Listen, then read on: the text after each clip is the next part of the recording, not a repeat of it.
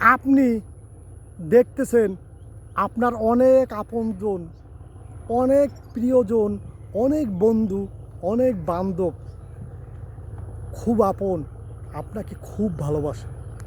আপনাকে ছাড়া এদের জীবনই অচল, এরকম একটা ভাব।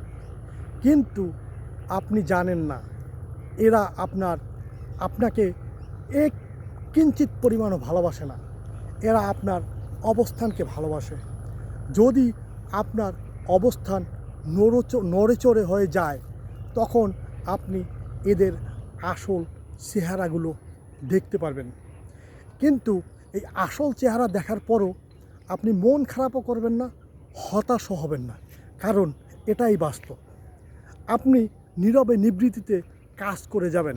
আপনি আপনার অবস্থান, পুরান যে অবস্থা ছিল তার চেয়ে ভালো অবস্থানে তাদেরকে আনার চেষ্টা করবেন। তখন দেখবেন যে তারা আবার বিড়ালের মতন লেজুর লাড়তে লাড়তে আপনার কাছে আসবে। তখন আপনি কি করবেন? আপনি তাদের জন্য বড় বড় ডেকে রান্না করবেন, রান্না করে অ্যারেঞ্জ করে তাদেরকে খাওয়াবেন, নিজের হাত দিয়ে খাওয়াবেন এবং তাদের দেখে একটু মিষ্টি মিষ্টি হাসবেন। তখন দেখবেন তাদের ভিতরে জ্বলে পুড়ে ছারখার হয়ে যাবে। কিছু কিছু মানুষের হবে না, কারণ কিছু কিছু লোক আছে নির্লজ্জ, বেহায়া, যাদের কোনো লাজ লজ্জা নেই। কিন্তু যাদের ভিতর সামান্য মনুষ্যত্ব আছে তারা জ্বলে পুড়ে ছারখার হয়ে যাবে। তাই কারো প্রতি বিদ্বেষপূর্ণ আচরণ না করে নিজের প্রতি সময় দিন, নিজের কাজ নিজে করুন, নিজেকে পূর্বের চেয়ে ভালো অবস্থানে নেওয়ার জন্য চেষ্টা করুন।